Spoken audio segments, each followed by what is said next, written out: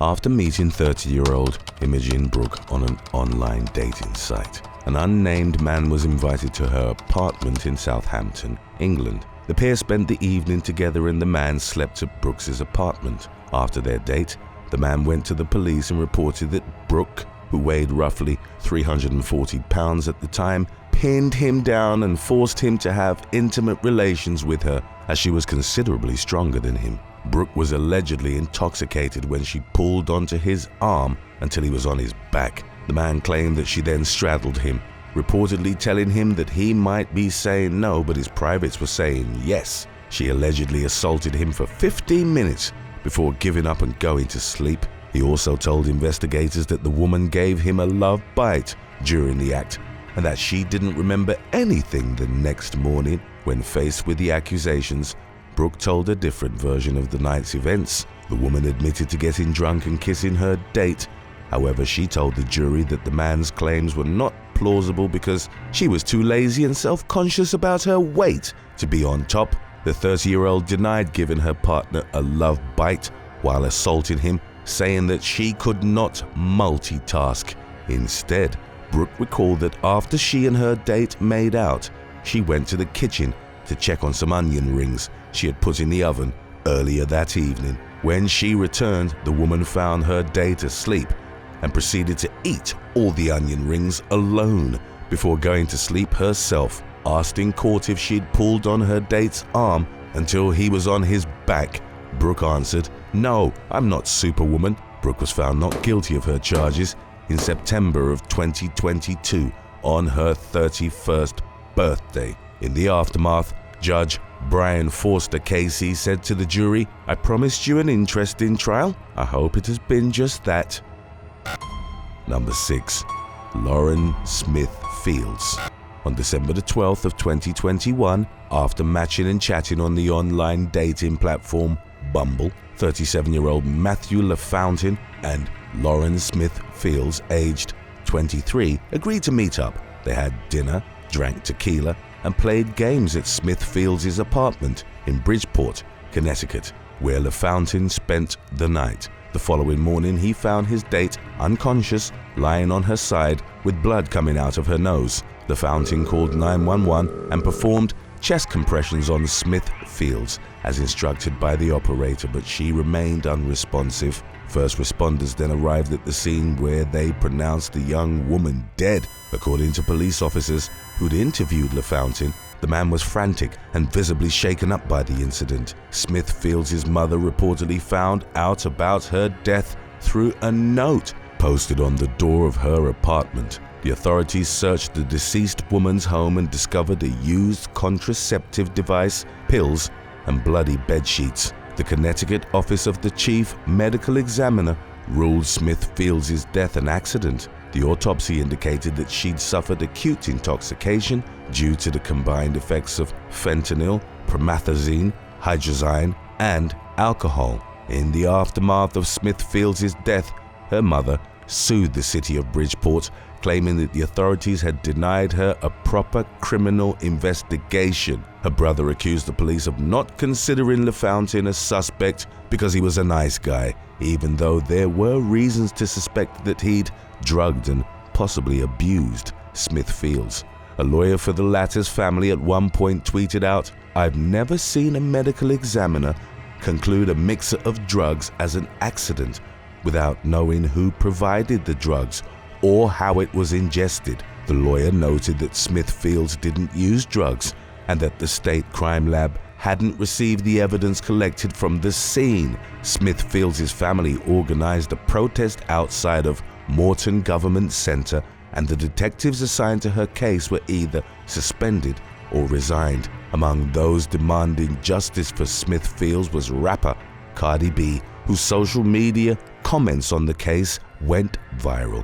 As of the latest updates on the matter, the criminal case was open and assigned to other officers, but no one was charged. Number 5. Luke Lembrick. On August the 24th of 2019, Luke Lembrick met up with his Tinder match, Lisa Ann Price, and another woman whom Price offered to bring with her to his home. The trio spent the night at Lembrick's residence in Sydney, Australia, drinking and consuming cocaine. At one point, the man showed his dates a stash of money and drugs he had in his bedroom.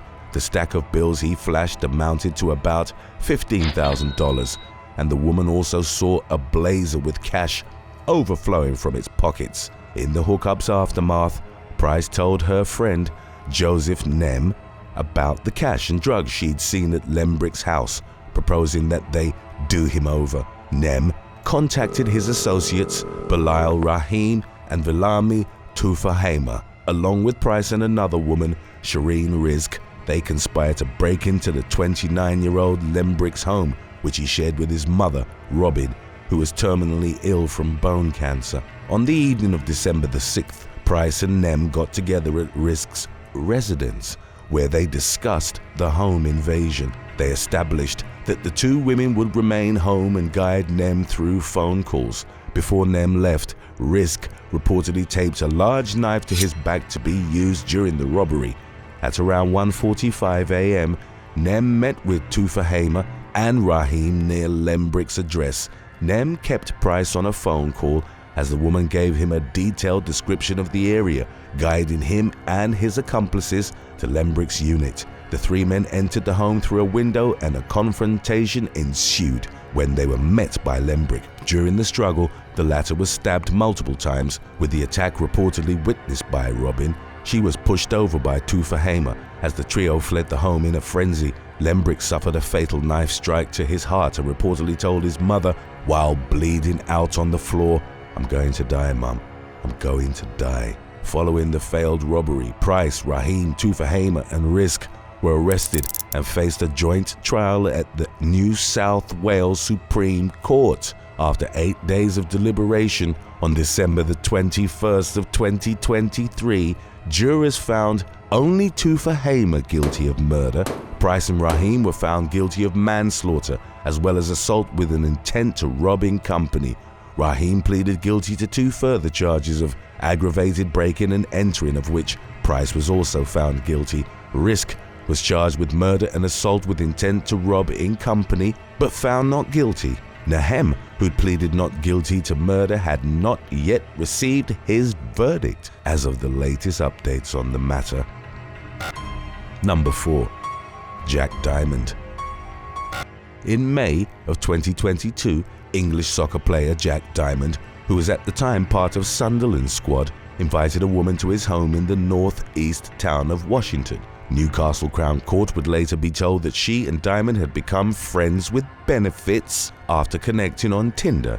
In May, the unnamed woman went to Diamond's home just to cuddle in bed and reportedly had no intention of having relations with the athlete. They spent part of the night together, and after leaving Diamond's house, she would accuse the soccer player of forcing himself on her. The authorities were called, and the woman told officers that Diamond had pushed for intercourse in spite of previously accepting that it wouldn't happen. According to her statement, she eventually consented to some intimate relations, after which she turned over and cried.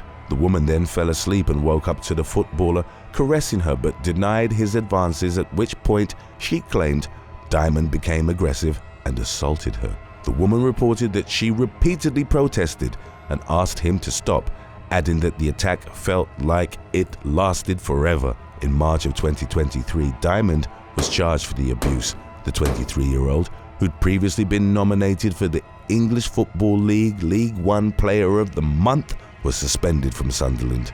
He adamantly denied the allegations and told the court he and the woman had only engaged in consensual intimate activities. Diamond said he fell asleep afterwards and that when he woke up, it was the woman who'd attempted to initiate intercourse again. He reportedly refused, went to the restroom, and when he returned, his date said that she was going to leave. He believed that she was in a mood with him because he'd spurned her advances. In January of 2024, it took a jury only 7 minutes to find Diamond not guilty of his charges. He resumed his athletic career and later spoke of the traumatic impact the incident had had on him. Diamond reported that he was not only suspended from his professional livelihood, but that his personal relationships dissolved, with his community turning its back on him Diamond recounted, "I was scared to leave my house, afraid I would be attacked or harassed by strangers who believed the accusations."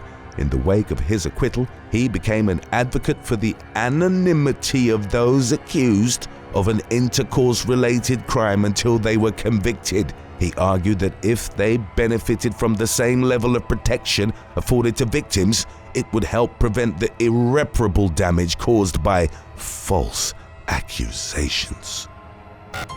Number 3. Tu Ge Xiong. On November the 29th of 2023, 50-year-old Tu Ge Xiong traveled from his home in Minnesota to Colombia as he was planning to spend the winter holidays with his family in Medellin. Born in Laos, Xiong linked his ancestry to the Hmong people, an indigenous group from East and Southeast Asia.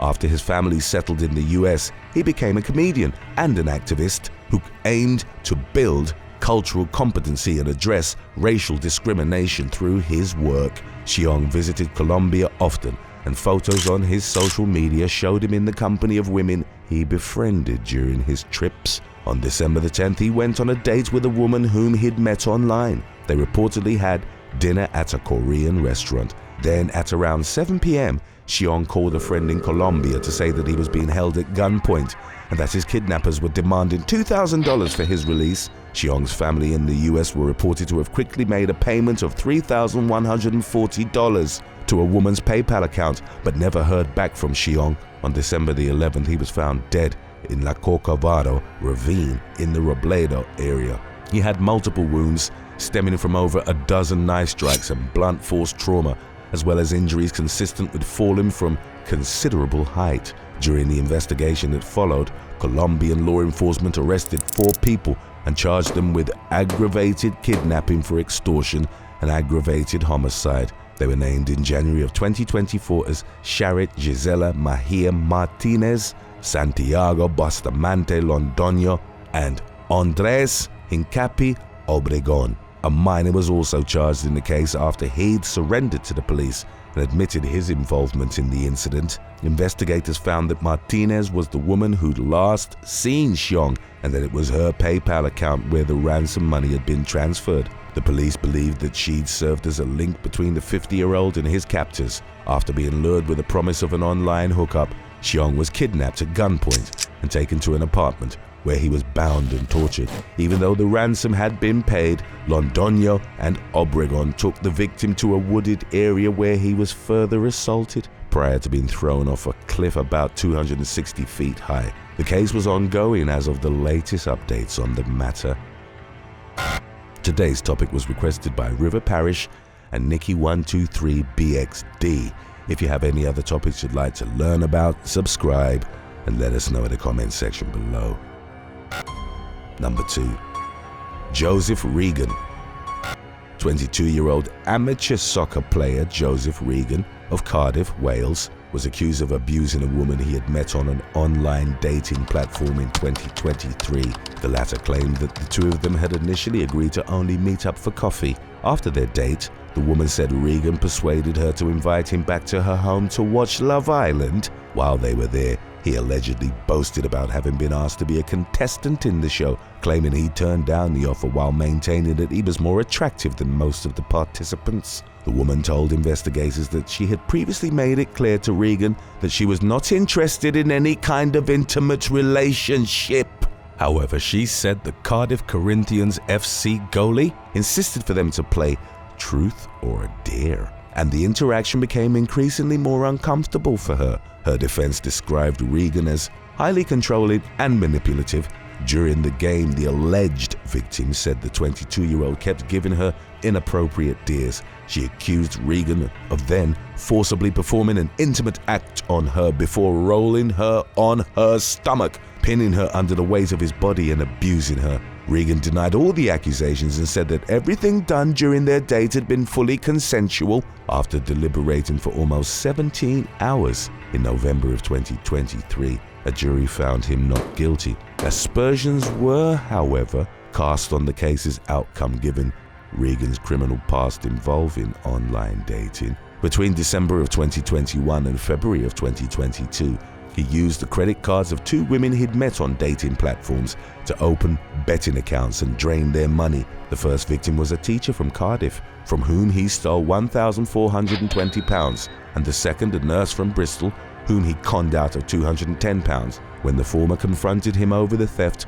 Regan reportedly threatened to come to her school and say that she'd had an inappropriate relationship with him when he was younger. Once his crimes were reported, Regan denied any wrongdoing and claimed that the victims had given him permission to gamble with their money. His story ultimately unraveled and he pleaded guilty to 2 counts of theft. The athlete was sentenced to 6 months imprisonment, suspended for 18 months, in order to carry out a 20-day rehabilitation activity requirement, perform 60 hours unpaid work and pay £1,280 in compensation. Prior to the thefts, Regan had been sentenced to a community order for a separate incident in which he disclosed a private photo of an intimate nature. We will line up our compilation on when online activities go wrong right after number 1.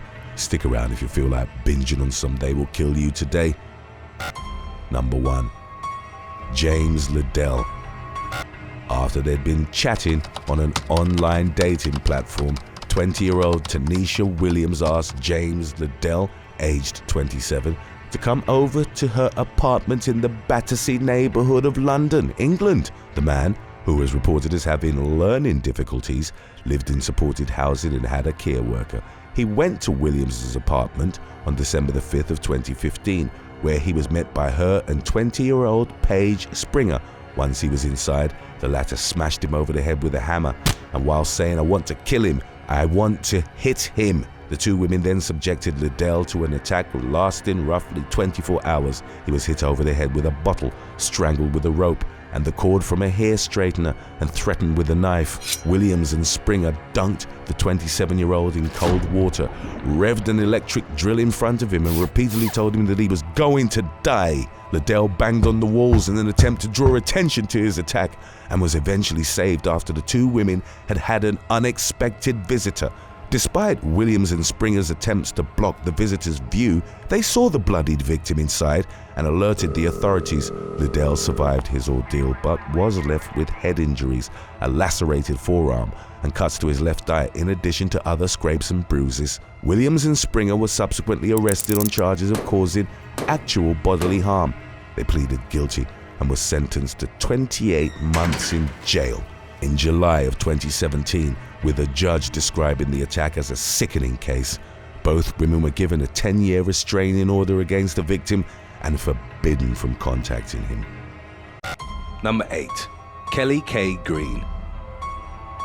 On February the 2nd of 2020, Instagram model Kelly K. Green, known to her social media following simply as Kelly K, stormed the field during the Super Bowl at the Hard Rock Stadium in Miami. Green, a Los Angeles resident, jumped a Northwest rail and got into a restricted area during the game. According to Green's account of the incident, she'd catapulted herself over a 10-foot wall to reach the area. The 27-year-old's plan was to run onto the field and rip off her dress to reveal the bikini underneath. Footage from football fans seated close to the incident showed Green being tackled by multiple security members during her streaking attempt. As she was being escorted away, Green lifted her dress and mooned those in attendance. She would later complain of being bruised up by security personnel, as well as being kept in a cold holding cell underneath the stadium for roughly 8 hours. Green also reported being interrogated by Homeland Security and the FBI before being taken to the Miami-Dade County Jail for processing. She was charged with trespassing on property, a misdemeanor for which there's a maximum penalty of 12 months in jail. After she was bonded out, the model made multiple posts on Instagram about the incident and even uploaded a photo of her mugshot. The stunt had reportedly been set up by Vitally Uncensored, an adult website owned by Vitaly Zdorovetsky, himself known for participating in or putting together numerous field invasions during sporting events. He'd allegedly bought Green's Super Bowl ticket in exchange for her running on the field while wearing a bikini that had his brand name on it. Number 7. Brisa Dominguez.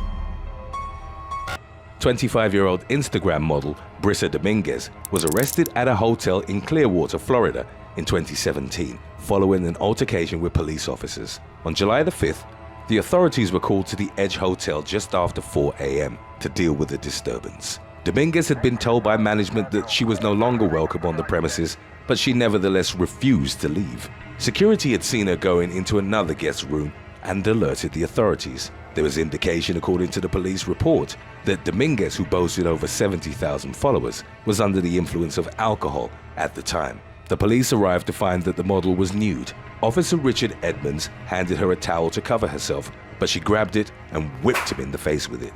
She then kicked him as he stood in front of her. Another member of the law enforcement team approached Dominguez from behind and attempted to make the arrest, at which point he was mule-kicked by her. The model intentionally kicked 3 officers while handcuffed and also attempted to bite and spit on one of them. She was eventually brought into custody for trespassing after warning, but also faced charges of resisting an arrest with violence and battery on a law enforcement officer. Number 6. Mary Malloy. In 2018, fitness model Mary Malloy from Brisbane, Australia, was arrested in connection to an MDMA drug operation led by her former bodybuilder boyfriend, Jason Atkins. The street-level enterprise ran from 2016 to 2018 across the Queensland capital, and at the height of his power, Atkins was making daily bank transactions of around $200,000. The operation took a major hit in 2017 after a stockpile of pills was seized by police from one of Atkins's stash houses. The 32-year-old became concerned that he wouldn't be able to cover his debts and face repercussions. He thus enlisted the help of Instagram famous Malloy, in her mid-20s at the time, who assisted him in the enterprise in recovering the money he owed. Detectives raided several properties operated by Atkins, and 3 weeks after the couple had broken up, they were both arrested. Malloy pleaded guilty to multiple charges that included supplying and trafficking of dangerous drugs, for which she was given a 3-year suspended sentence in April of 2020. Atkins was imprisoned for 7 years and would be eligible for parole after 2. Number 5. Yoman Fuad. In 2017, Yoman Fuad, a woman in her early 20s, was arrested outside of a Miami Beach nightclub after being identified and approached by one of her victims. 31-year-old Alain Rene Galette confronted Fuad, with whom he'd gone back to his residence in March. Galette, a music industry professional, alleged that after he and Fuad had had intercourse, she drugged him and made off with some of his luxury goods. The items included clothing, jewelry, and a Rolex watch, totaling over $32,000. Surveillance footage from his building appeared to confirm his version of events, as Fuad was captured leaving with some of his belongings. When they met, she'd told Galette that her name was Amina. She'd changed her hair color and cut since their last encounter, but he recognized the woman by the tattoos on her hands.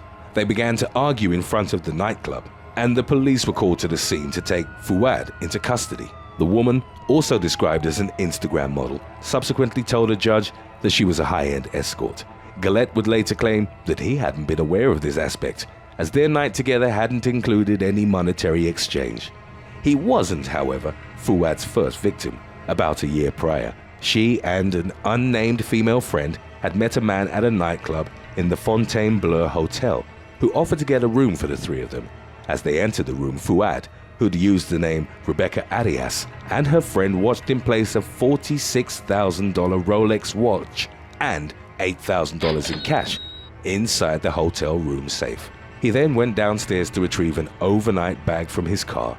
Upon his return, he realized that Fuad, her accomplice, and his belongings were gone. He had assumed that one of the women had watched him for the code to the safe. Fuad was already wanted for the 2016 theft by the time that she targeted Galette, but had managed to evade capture by constantly changing her appearance. She took a plea deal on the Florida cases for charges that included larceny, grand theft, and false identification, and spent roughly a year in prison. However, the investigation into Fuad continued, and Miami police tweeted out a picture of her at the moment of her arrest, asking others if they'd been victimized by her. She was revealed as a prime suspect in a string of other cases of seduction and theft on the East Coast that stretched up to New York. In fact, following her release from the Miami jail, she ended up in front of the Manhattan Supreme Court to answer to 4 counts of grand larceny for victimizing 4 men in Manhattan from 2015 to 2016. Number 4. Tori Ann Lila Hunter.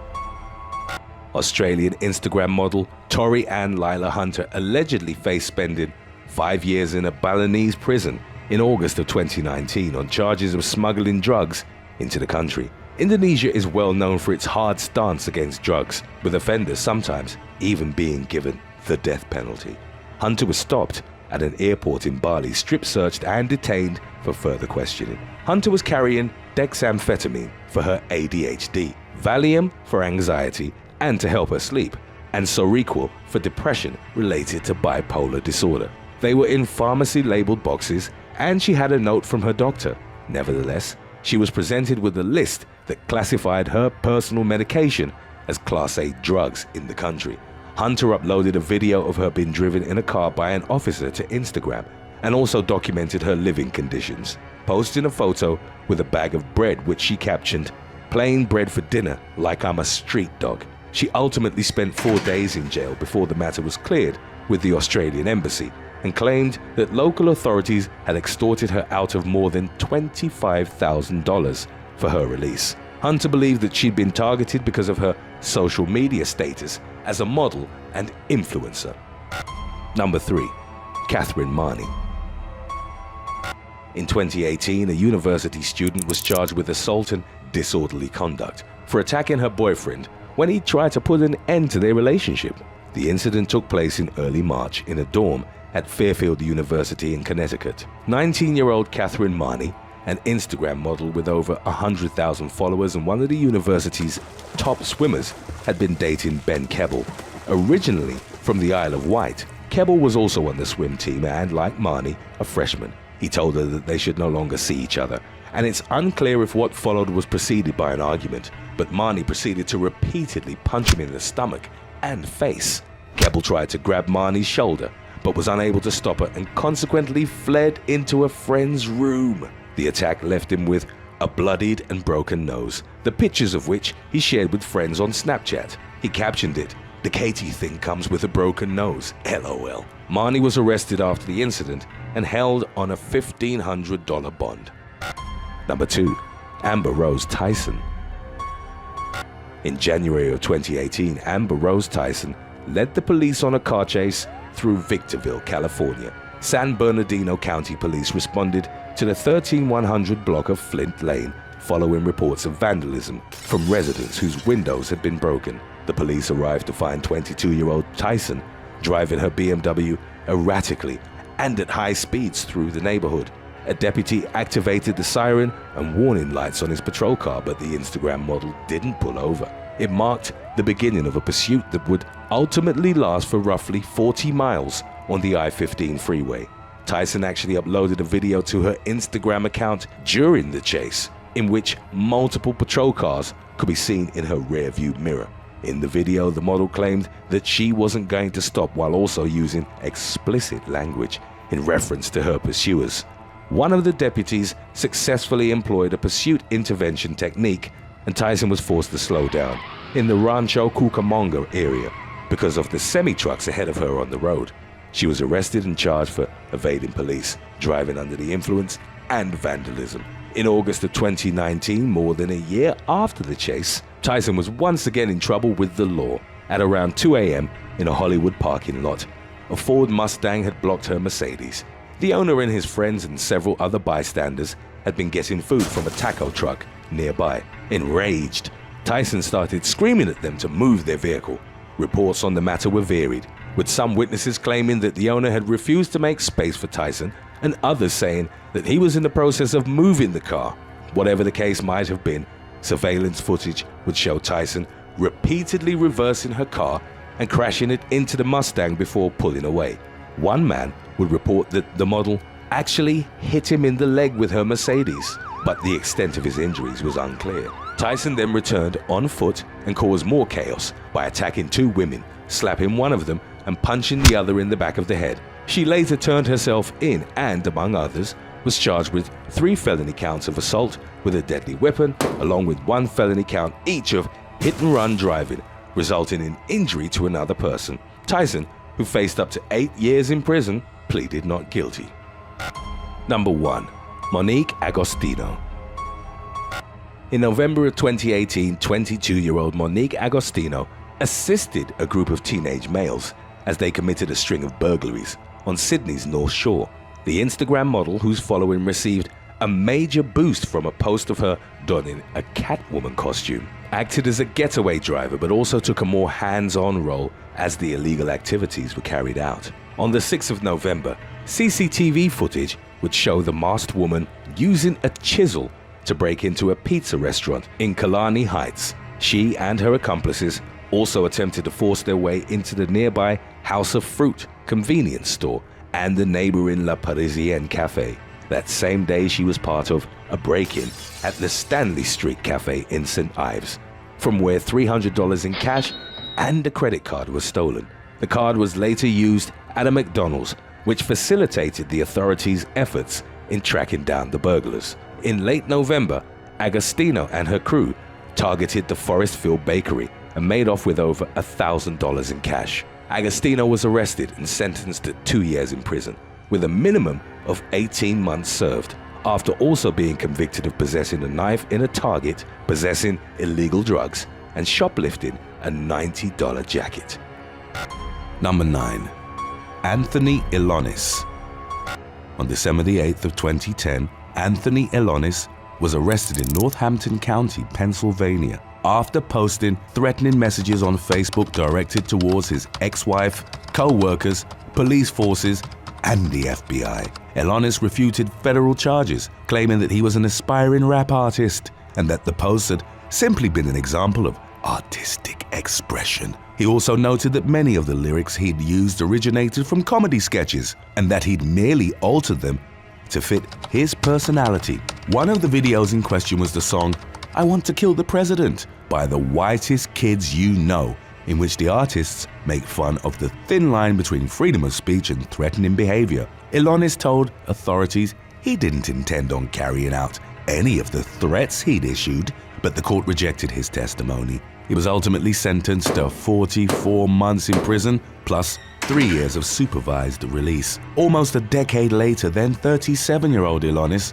was charged with cyberstalking. On July the 21st of 2021, he was accused of harassing the prosecutor from his original criminal trial, as well as his ex-wife and another former partner via Twitter and text messages. Elonis was found guilty of 3 counts of cyberstalking on August the 5th of 2022, following a 5-day trial. Number 8. Jalen Harvey. Real estate agent Joseph Vindell was murdered on March the 7th of 2021 by 20-year-old Jalen Harvey during a robbery gone wrong in New Orleans, Louisiana. Vindell, aged 29, had posted an ad for a red Honda dirt bike on several online marketplaces and had eventually received an offer from Harvey for $2,800. The two men subsequently agreed to meet. Vindell's girlfriend grew concerned after he failed to return from the meeting and contacted the authorities, who tracked his phone's GPS. Police arrived at the location of the sale and noticed the dirt bike in the suspect's backyard. While questioning Harvey, he admitted to shooting Vindell but claimed to have acted in self-defense. According to his testimony, the deceased had been the one to initially pull out a gun, allegedly wanting to keep the dirt bike and the money.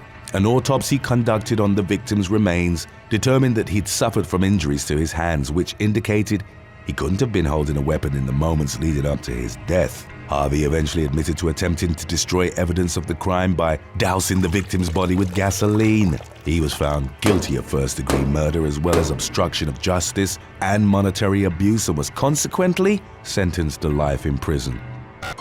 Number 7. James McKinney Jr., Jaquan Taylor, and Shamar Pope. A trio of young adults named James McKinney Jr., Jaquan Taylor, and Shamar Pope were arrested on October the 10th of 2018 in connection to a shooting that occurred in Beaufort County, South Carolina. The group had reportedly been arguing with cousins Desmond Gorham and Kyle Gaskins Jr. on social media before the two parties eventually agreed to meet in person. When the cousins, who were 18 and 20 respectively, arrived at the agreed-upon location, McKinney, Taylor, and Pope opened fire. Police were alerted by concerned neighbors who'd heard the altercation and ensuing gunfire. The three suspects had managed to flee by the time police made it to the address.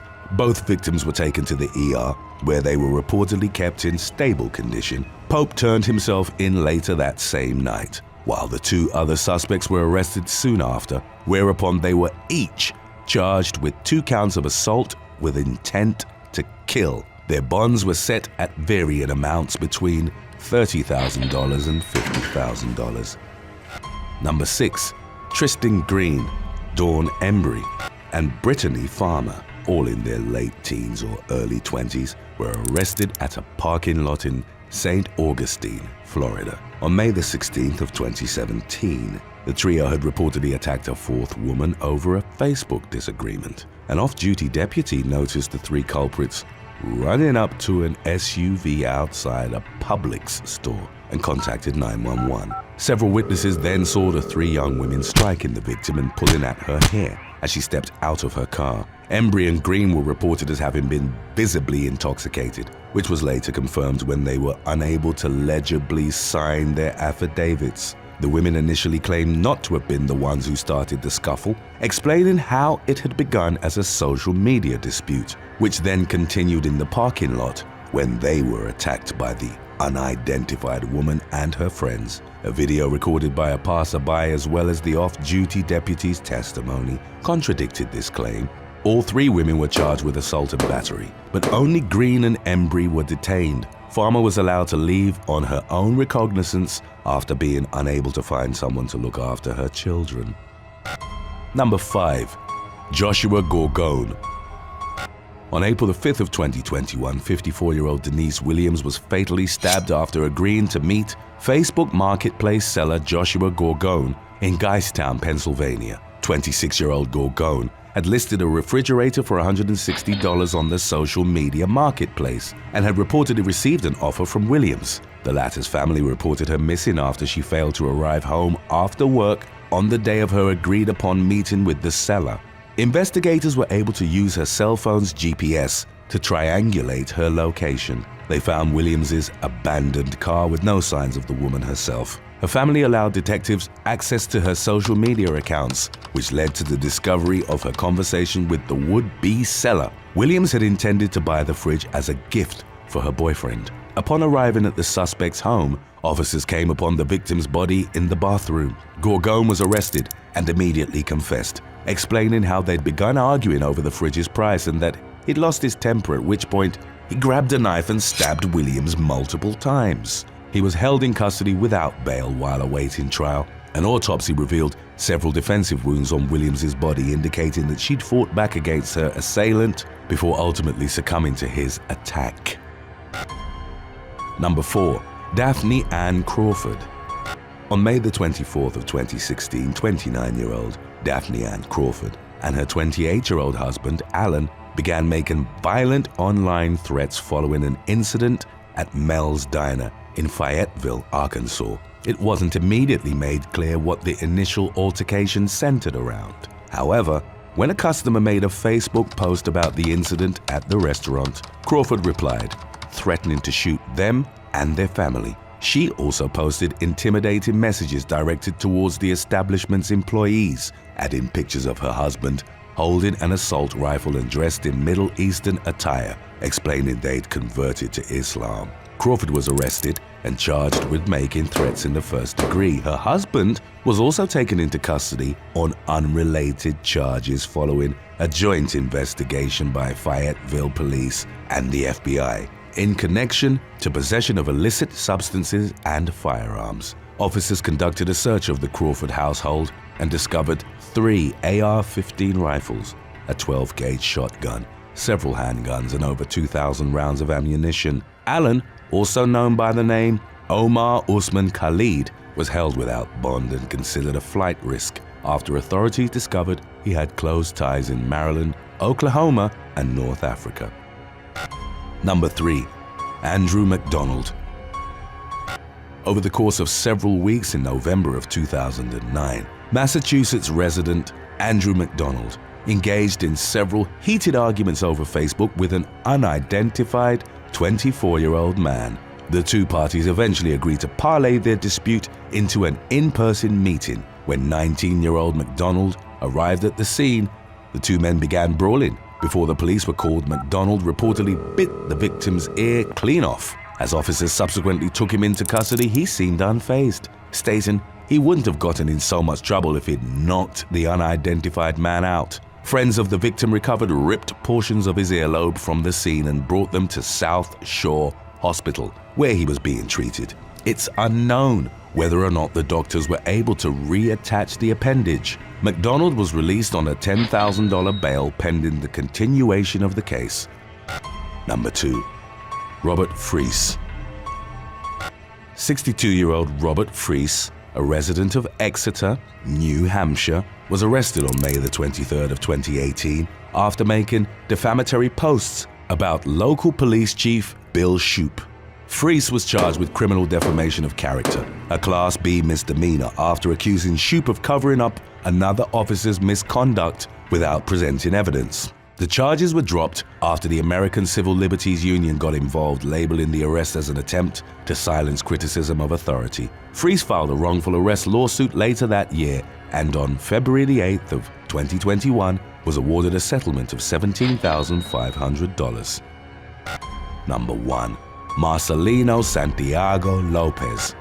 Minnesota resident Marcelino Santiago Lopez murdered Brandon Jose Neves on April the 2nd of 2020 following an online dispute over a woman with whom they were both romantically involved. 19-year-old Lopez had threatened to kill Neves several times in the weeks prior to the attack and had eventually challenged his love rival to a fight. The young man met with 20-year-old Neves, who was accompanied by an unidentified teenager. During the ensuing altercation, Lopez reportedly shot both of them before fleeing the scene. Emergency services rushed to the South St. Paul address after concerned neighbors called 911.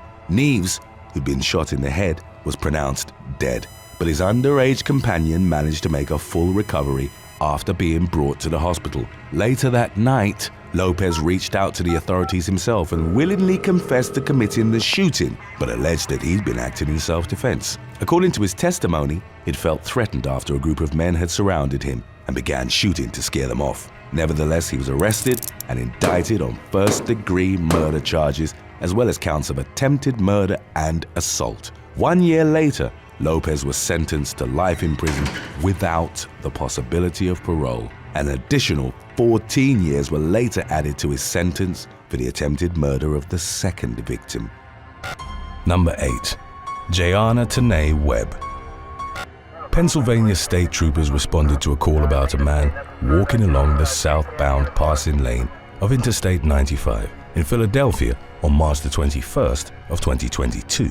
The two officers, later named as Martin Mack and Brandon Siska, were reportedly escorting the individual to their patrol car when all three of them were suddenly struck by an oncoming vehicle. The collision sent the men over the median and into the path of northbound traffic. Emergency medical personnel rushed to the scene, but both the officers and the man they'd been assisting were pronounced dead a short time later.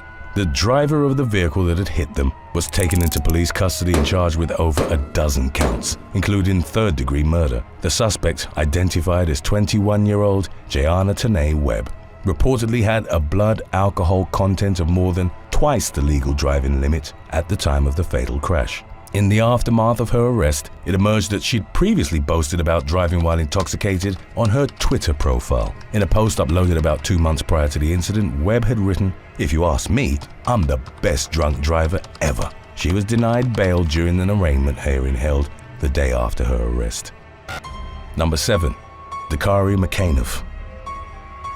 In March of 2014, Los Angeles police were made aware of an alarming social media post uploaded to a Twitter account that belonged to 20-year-old local man Dakari McAnuff. He had posted a picture of a rifle being pointed out of a window in the direction of city streets. The caption reportedly read, "100 retweets and I'll shoot someone walking." McAnuff subsequently posted a second tweet with a photograph depicting a man bleeding on the ground as a police car approached the scene, although it was later determined that the picture had been fabricated and no one had actually been harmed. The LAPD was able to find the location at which the picture had been taken, tracking it to an apartment in the 700 block of 9th Street in the city's downtown area. Upon searching McAnuff's residence, investigators discovered the weapon shown in a Twitter post, which was ultimately determined to be an air rifle. Following McAnuff's arrest, the social media post was taken down by Twitter and his account was suspended indefinitely. According to subsequent updates on the case, investigators had learned that McAnuff's series of threatening social media posts had been part of an elaborate prank devised by him and his friends.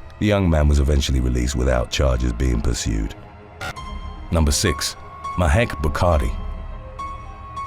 A car chase in Leicestershire, England ended with cousins Mohammed Hashim Ijazuddin and Saqib Hussain being driven off the road by a group of 3 women on February the 11th of 2022. The pair's vehicle was reported to have been ripped in half as a result of the crash, and they were both pronounced dead at the scene. Local police arrested TikTok star Mahek Bukhari, her mother and another woman who was named as Natasha Akhtar in connection to the deadly incident. 22-year-old Bukhari, a fashion influencer with a social media following of over 128,000, uploaded a darkly ironic video to her TikTok account about a month prior to her arrest. During the clip in question, Bukhari was shown casually confessing that she'd killed someone, to which another user responded by saying that they loved her anyway. According to the BBC, the trial associated with the case was scheduled to begin in September of 2022. Number 5. Eliza Alder. 2 days after she'd arrived in Honolulu in May of 2020, Arizona resident Eliza Alder started posting photographs of herself on various beaches in Lae and Hauula to her social media accounts. At the time, Hawaii had a strict 14-day self-quarantine order in place for all visitors, which 18-year-old Alder had openly defied by traveling across the state. Local police were notified of Alder's social media posts, and she was consequently arrested for violating the state's COVID-19 mandates. It subsequently emerged that in addition to her beach trips, the teen had been working at a restaurant in Lae. It meant that Alder had been in contact with others during the period in which state regulations stipulated that she should have been quarantining by herself. Officers showed up at the restaurant to take Alder into custody on May the 20th. She faced charges of violating the state's quarantine rule and unsworn falsification to authority, and her bail was reportedly set at $2,000. Number 4.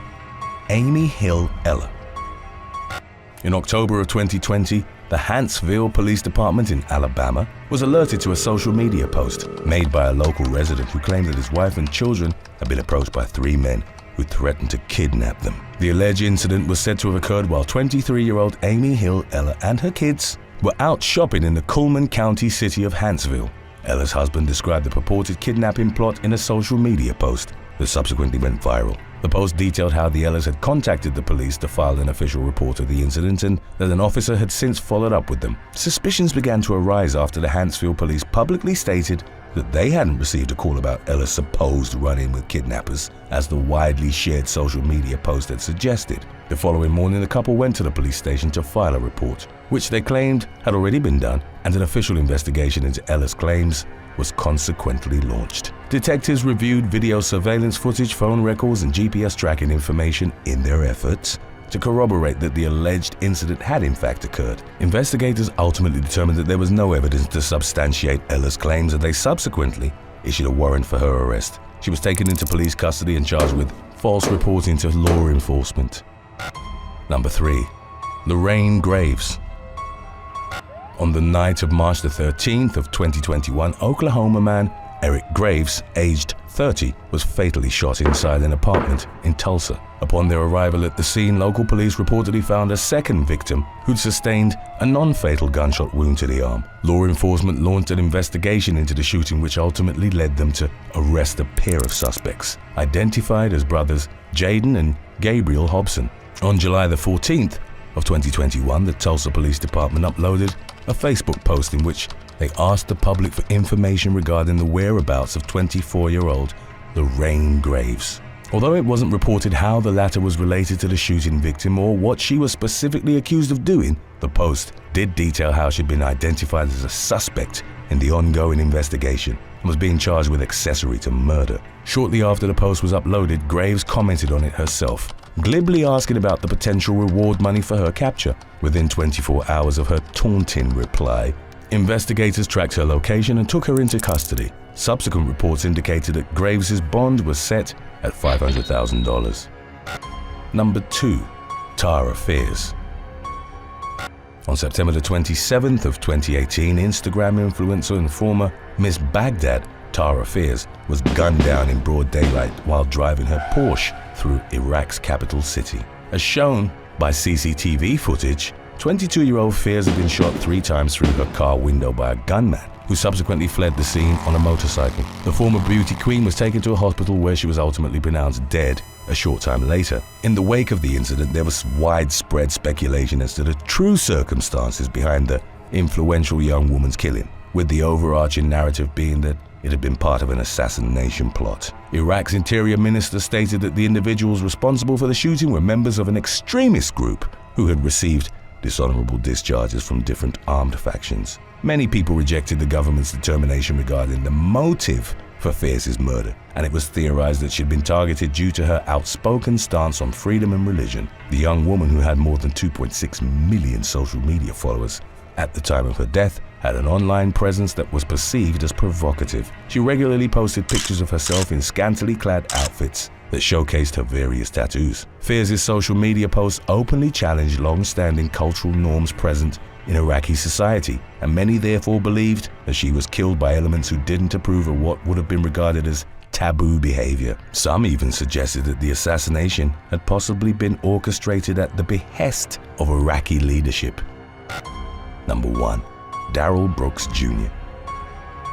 Darrell Brooks Jr. made international headlines with his shocking attack on the Christmas parade in Waukesha, Wisconsin on November the 21st of 2021.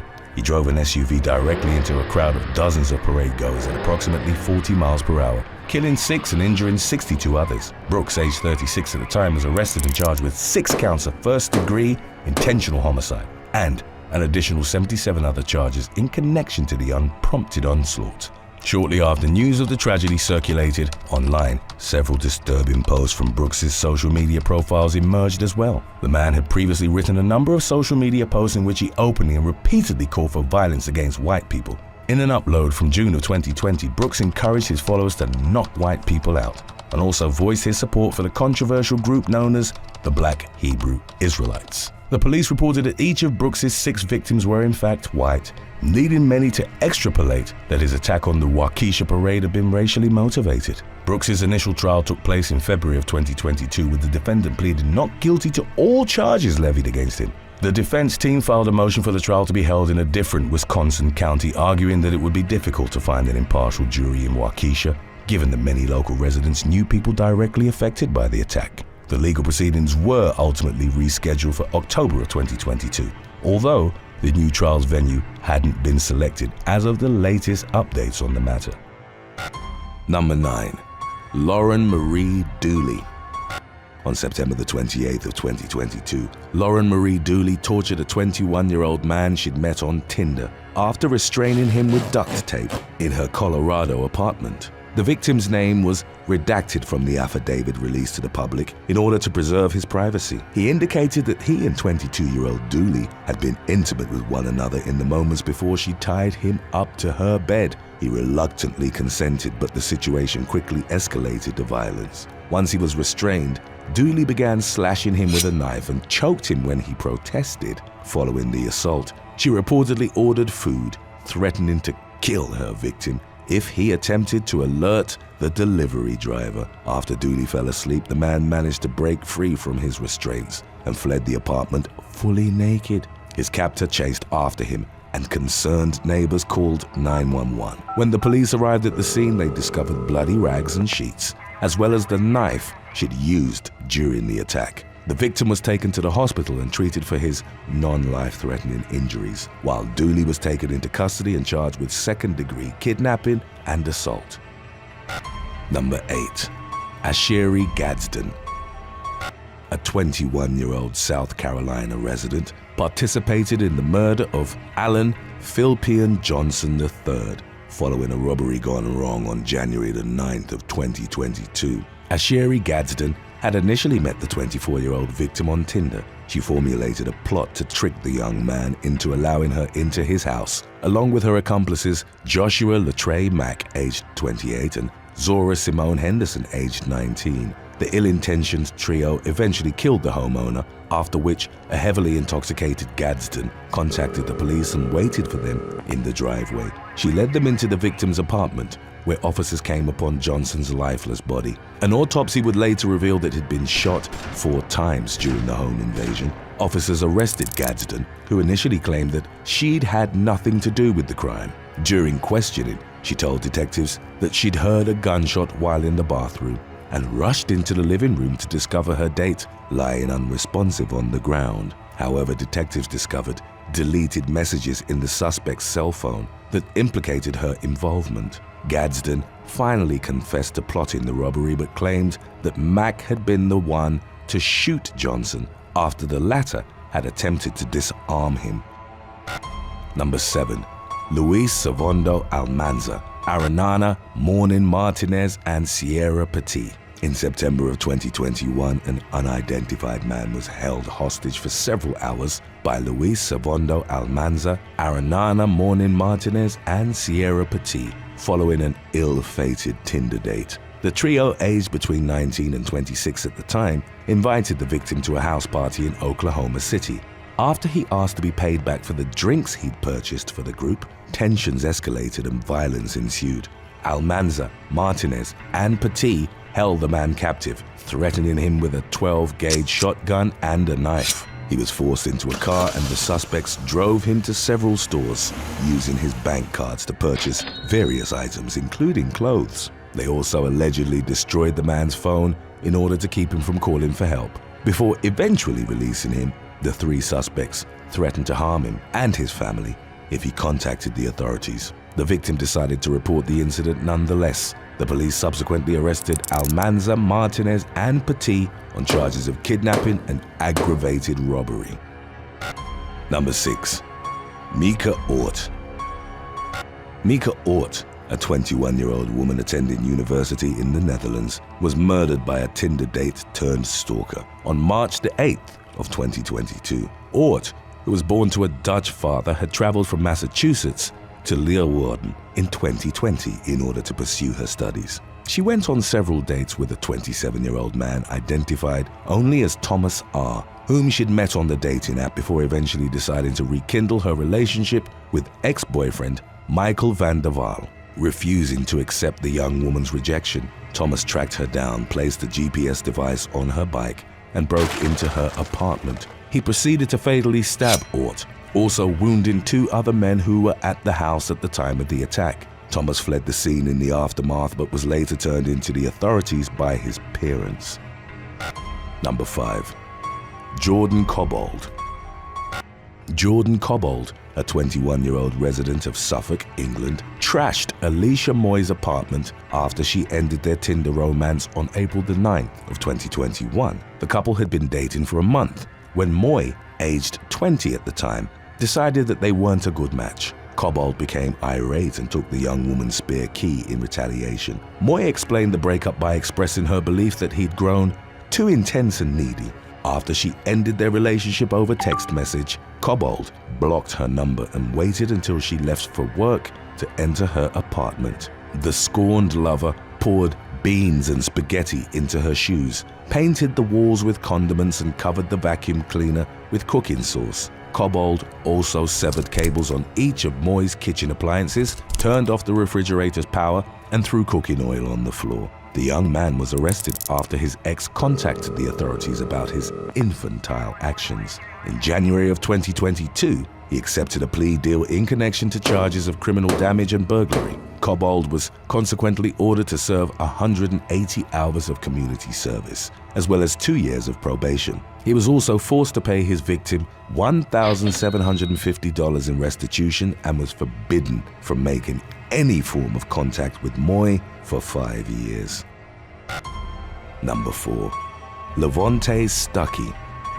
On July the 9th of 2022, Levante Stuckey attempted to assault his Tinder date, holding her at gunpoint in the garage of a Las Vegas hotel. The woman, whose identity wasn't made public, agreed to a meetup with Stuckey and got into his car, at which point he locked the doors and allegedly became violent. The man forced his victim into the back seat, demanding she perform intimate acts. while threatening her with a firearm. During the course of the altercation, the woman somehow managed to use her phone to contact a friend, who helped her escape from the assailant's vehicle. Stuckey then sped away from the scene, hitting 2 other cars in the process. The 2 women contacted the authorities, providing them with Stuckey's license plate number, which eventually led to his arrest. He was charged with kidnapping and his bail was set at $10,000.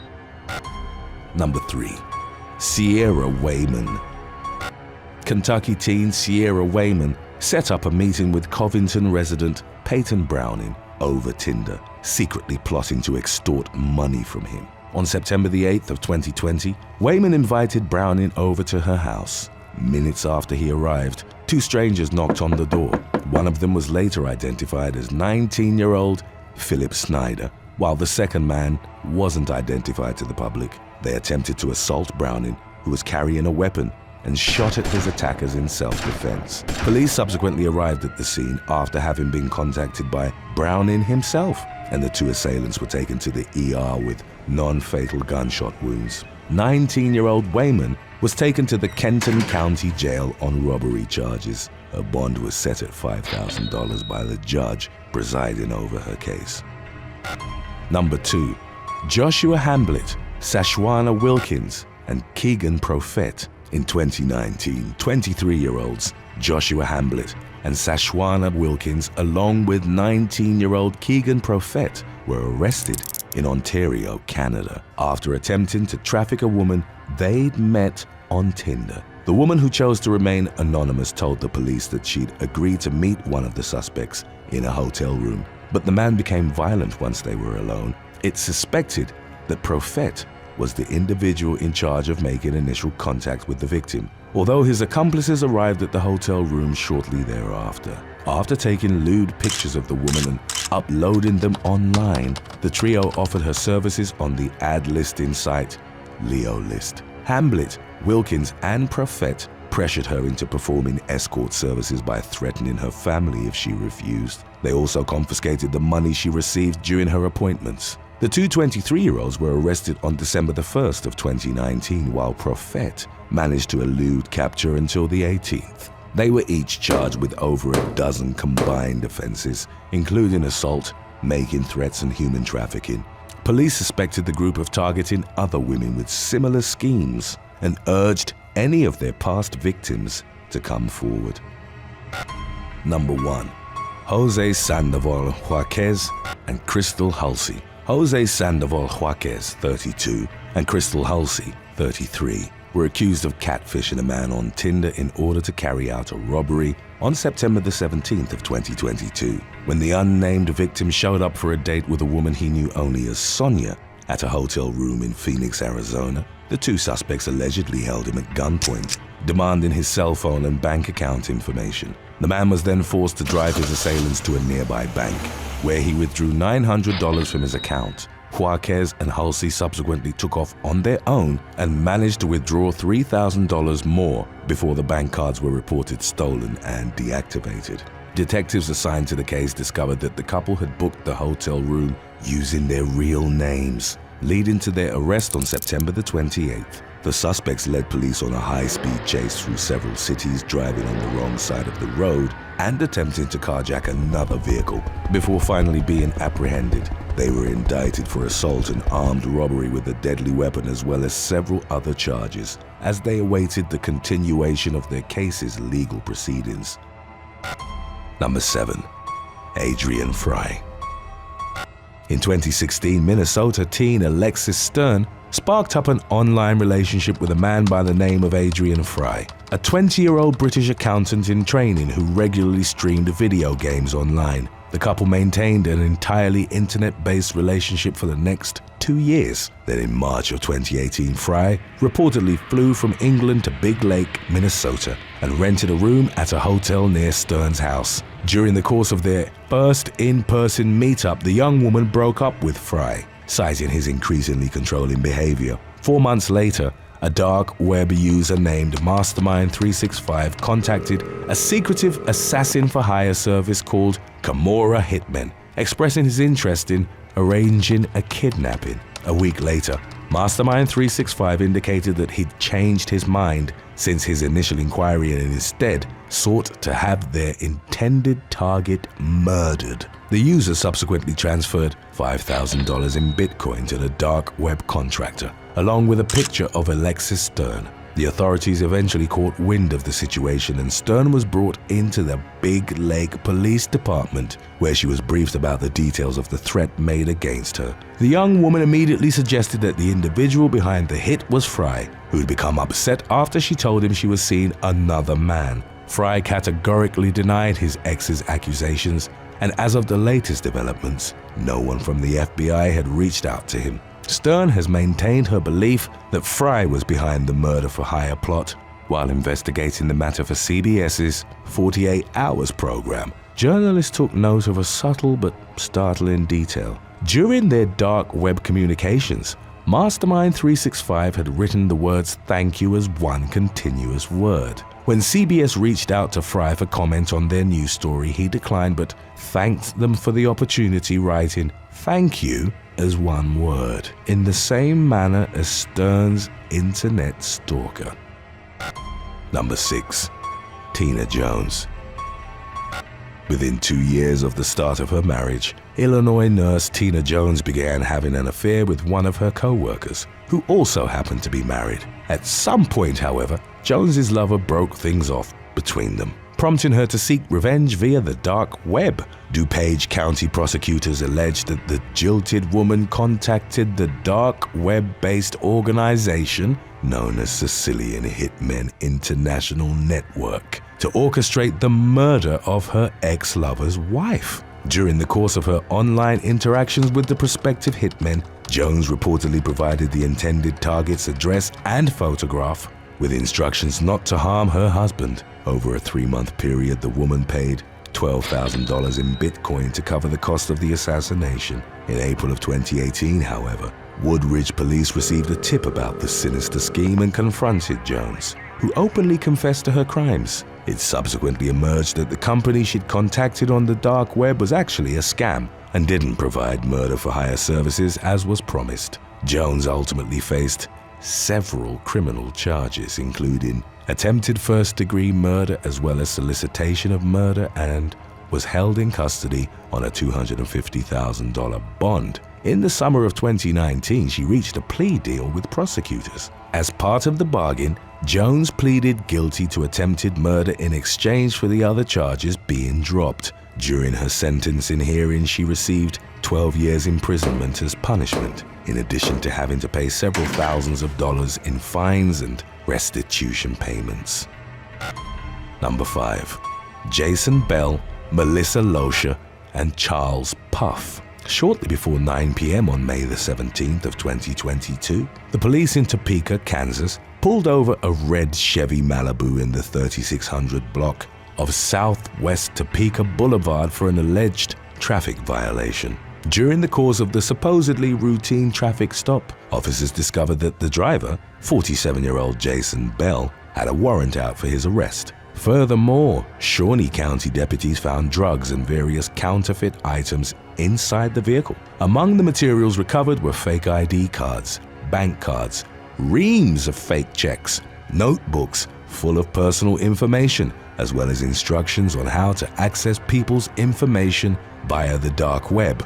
Bell was arrested and charged with possession with intent to distribute, 18 counts of identity theft, 10 counts of forgery, 27 counts of possession of stolen property, 3 counts of counterfeiting, and 1 count of counterfeiting U.S. currency. The Shawnee County Drug Enforcement Task Force subsequently executed a search warrant in the 900 block of Northeast Monroe Street, leading to the discovery of even more drugs, as well as weapons. As a result of the search, investigators also arrested 44-year-old Charles Puff and Melissa Loescher, aged 23, in connection to Bell's dark web operation. Number 4. C.G. Liu.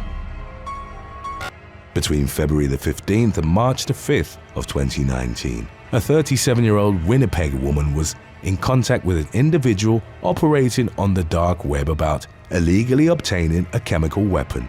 For reasons that weren't revealed to the public, the woman, identified as C.G. Liu, reportedly placed an order for 10 milliliters of an unidentified toxin, as well as various pieces of protective equipment in order to handle the chemical safely. On March the 5th, Liu traveled south to Pembina, North Dakota, where she was instructed to pick up her illicit package. She presented a Nexus ID card to Border Patrol agents and indicated that she was going shopping for the day in Grand Forks. Her white Subaru Forester subsequently arrived at the parcel pickup location, where she reportedly provided a fake name, Julie Chen. She picked up 6 packages for her fictitious Julie Chen character and 1 package for C.G. Liu, whom she described as a friend of hers. Shortly thereafter, Liu was intercepted by law enforcement agents who brought her to Homeland Security for questioning. She admitted to her misdeeds, plainly stating to officers, "I know what I did was wrong." The authorities had been well aware of Liu's illegal transaction, as the individual with whom she'd communicated on the dark web was actually an undercover FBI agent. In June of 2020, the woman pleaded guilty to 1 count of attempting to acquire a chemical weapon, which led to 2 other charges getting dismissed. She consequently faced a prison term of 6 years as punishment. Number 3. Kelly Harper. In December of 2020, Wisconsin woman Kelly Harper attempted to orchestrate the murder of her ex-husband by way of the dark web. According to official documents on the matter, the woman, in her late 30s at the time, got in contact with a dark web-based operation that allegedly offered murder-for-hire services to its prospective clientele. Between the 3rd and 10th of December, Harper was found to have been in communication with the illicit site's administrator under the online alias Malik 8, referring to her ex as the target. The murderous plot was ultimately foiled by journalists with the BBC, who'd been working on an investigation into the inner workings of the dark web when they stumbled upon Harper's name and what she was planning. The police in Sun Prairie, Wisconsin, were notified of the situation on January the 12th of 2021. Investigators subsequently obtained evidence that Harper had wired an undisclosed sum of cryptocurrency to her dark web contactors, payment for the hit. Images of the intended victim that had been sent to the dark website's administrator were also recovered during a search of Harper's residence. In early February, the woman was taken into custody on a charge of solicitation of murder. In the wake of her arrest, it emerged that Harper and her ex-husband had been in the midst of a contentious divorce at the time she devised her murder plot. She'd reportedly levied accusations of abuse on the man, which were later found to be unsubstantiated, and he was never charged. In October of 2021, Harper pleaded guilty to her murder solicitation charge and was consequently sentenced to 6 years in prison. Number 2. David Mitchell. A Scottish man was found to have communicated with US-based dark web entities about the purchase of a firearm between September the 17th and 19th of 2018. Court records indicated that 48-year-old David Mitchell spent more than 2,000 units of cryptocurrency to pay for an illicit package containing a fully operational Glock handgun, a silencer, and ammunition. The items were eventually intercepted by US border officials, who noted that the package had been addressed to Mitchell at his office in Dunfermline, Fife. A sting operation was then put into motion by Scotland's organised crime partnership, which sent a dummy package to Mitchell in the real one's stead. A subsequent search of the man's Edinburgh home culminated with his arrest. While in custody, Mitchell claimed not to have had ill intentions for the illegal weapon, but simply sought to circumvent Scottish and US authorities. In December of 2018, the man admitted 3 firearms offences during a hearing in Edinburgh High Court. The following month, the presiding judge handed down a sentence of 5 years behind bars for his crimes. Number 1. Chloe Ayling. A 20-year-old British model was kidnapped after arriving in Milan for a photo shoot on July the 11th of 2017. According to the Italian state police, Chloe Ayling was accosted by a criminal gang who dosed her with ketamine. Before assaulting her and locking her in a suitcase for several hours, she was held in captivity for 6 days, during which time her kidnapper allegedly attempted to sell her to the highest bidder on the dark web. To stop the twisted auction from happening, The captors demanded ransom from Ayling's agent. Fortunately, on July the 17th, the model was released before any ransom was paid, and she was subsequently taken to the British consulate in Milan. In the aftermath, investigators arrested 30-year-old Polish national Lucas Paul Herber in connection to Ayling's horrifying ordeal. The suspect claimed to be part of the so-called Black Death Group, an organization that specializes in illegal trafficking via the dark web. He reportedly admitted to being involved in previous online auctions to sell abducted women. Ayling told investigators that at some point while she was imprisoned, one of her captors said, in English, that their boss was upset about the fact that she had a child, as it was against the group's policy to sell mothers. The authorities have speculated that Ayling's motherhood was why she was ultimately released. In court, Herber claimed that the model had been in on the kidnapping in a ploy to ease her financial burdens, an accusation she vehemently denied. In the end, Herber was sentenced to 16 years and 9 months behind bars. Number 7. Hakan Ayik. Born in Australia to Turkish parents in 1979, Hakan Ayik had a checkered childhood marred by the death of his father, rampant drug addiction within his immediate family, and his cousin and brother at one point being sent to prison. By the early 2000s, Ayik was operating a large-scale criminal empire that was said to have close ties to the Comanchero motorcycle gang. His various legal exploits included drug importation, cooperation with the Samgor Chinese triad, as well as partnering with corrupt customs officials and jail officers in Australia and Tonga. In 2010, Ayik became known as the Facebook gangster because of his proclivity to flaunt the trappings of his lavish lifestyle on social media. The man became the subject of an Interpol Red Notice in August of that year, and after briefly being taken into custody in Cyprus, he fled from justice upon posting bail. As he furthered his illicit endeavors, Ayik garnered a reputation as a prolific cybercriminal and was attributed with introducing the encrypted communications platform Phantom Secure to the world of organized crime. In 2018, the cybersecurity company was shut down by the FBI and Australian Federal Police. In Ayik's subsequent attempt to find a new encrypted messaging app for him and his criminal constituents, he inadvertently aided the FBI in what became known as the Anam Sting operation. An undercover agent had reportedly given Ayik access to a bait platform known as Anam, which had a backdoor intentionally installed for American and Australian law enforcement. Believing the app to be legitimate, the notorious cybercriminal distributed it to his contacts, which ultimately led to the arrest of more than 800 suspects across 16 countries.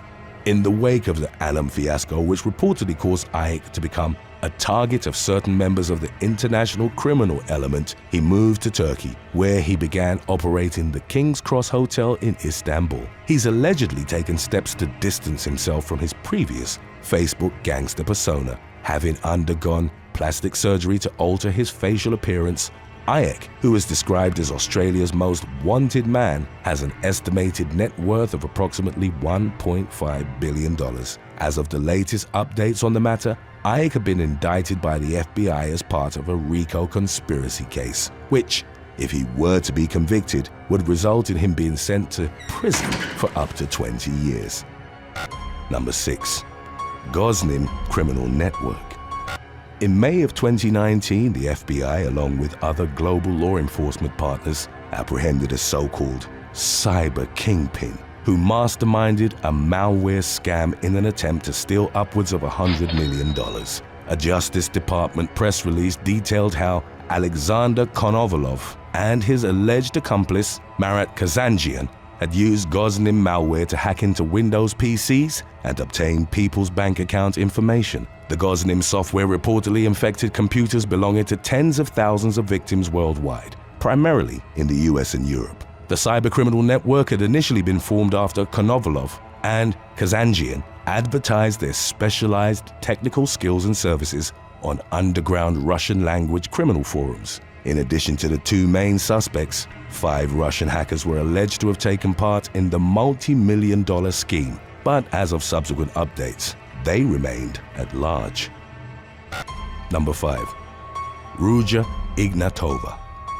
Bulgarian-German fraudster Ruja Ignatova gained international notoriety for perpetrating the Ponzi scheme known as OneCoin, described as one of the biggest scams in history. Ignatova started OneCoin back in 2014, promoting it as a cryptocurrency that was centralized on servers hosted by a Bulgaria-based offshore company in Dubai. The business's primary method of generating revenue was the sale of educational material for trading. The packages offered to members ranged in price from $100 to over $200,000, according to one industry blog. The contents of OneCoin's educational literature were said to have been more than questionable, as they allegedly plagiarized numerous other sources. Ignatova's company attracted suspicions from international law enforcement almost instantly, as she had previously been given a suspended jail sentence in connection to a financial fraud she'd committed with her father in 2012. The following year, she'd gotten involved with a multi-level marketing scam called Bitcoin,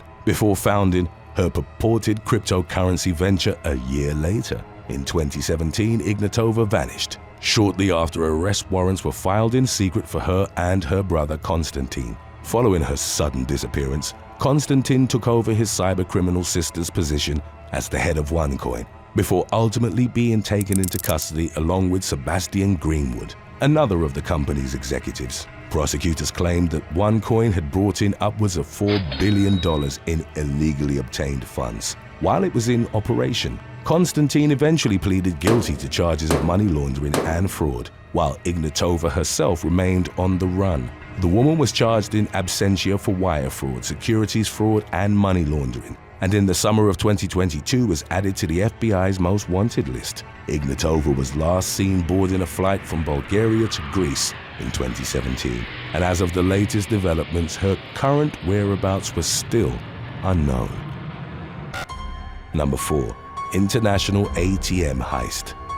In early 2016, Europol began investigating a European-based cybercriminal gang suspected of stealing millions of dollars from ATMs through the use of malware. The following year, law enforcement entities from Europe and Asia arrested 5 alleged members of the group, which had swindled approximately $3 million from 22 individuals across 6 different countries. It was detailed how the cybercriminals had used phishing emails containing malicious attachments to target bank employees and penetrate the internal networks of the financial institutions they victimized. The gang then hacked into the ATM networks, siphoned the money from unsuspecting patrons' accounts, and used malware to delete all traces of their activities. 3 of the gangsters, Andres Peregudovs, Nikolai Penkov, and Mikhail Kolibaba, were taken into the custody of the Taiwanese Criminal Investigation Bureau and faced sentences of 5 years in prison for the predatory scheme.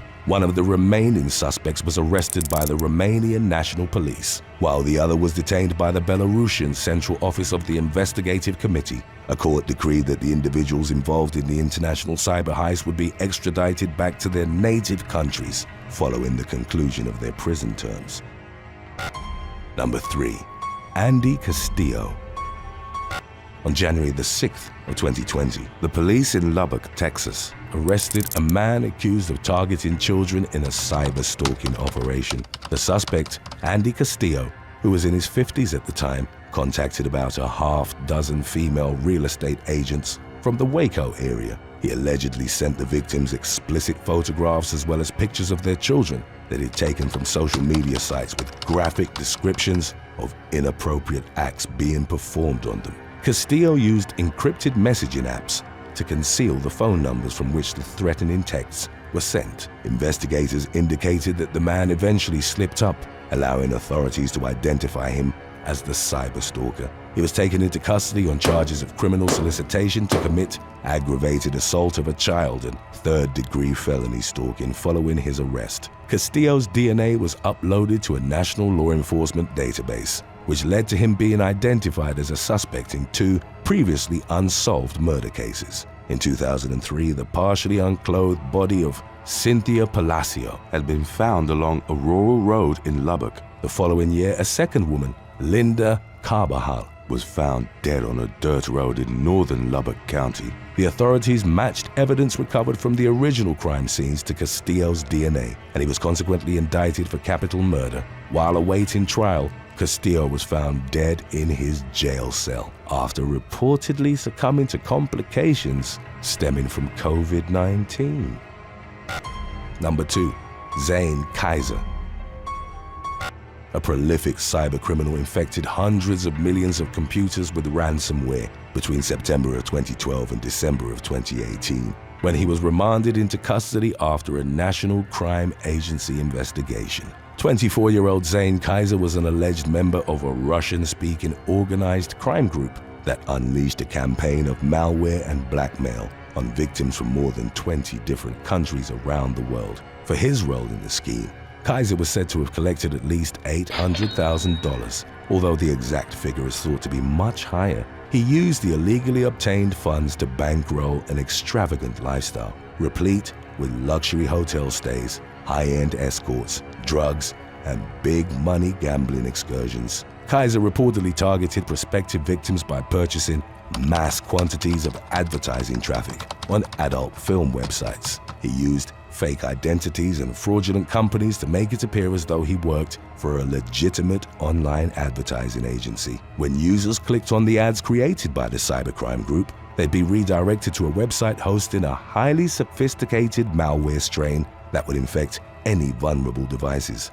Those who found themselves victimized by the predatory ads would then be blackmailed by Kaiser and his criminal associates. The gang requested ransom payment through a virtual currency that would then be laundered by way of an international network of illegitimate financial service providers. Kaiser pleaded guilty to 11 counts, including blackmail, fraud, money laundering, and computer misuse. Following a sentencing hearing at Kingston Crown Court, the hacker was jailed for 6 years and 5 months.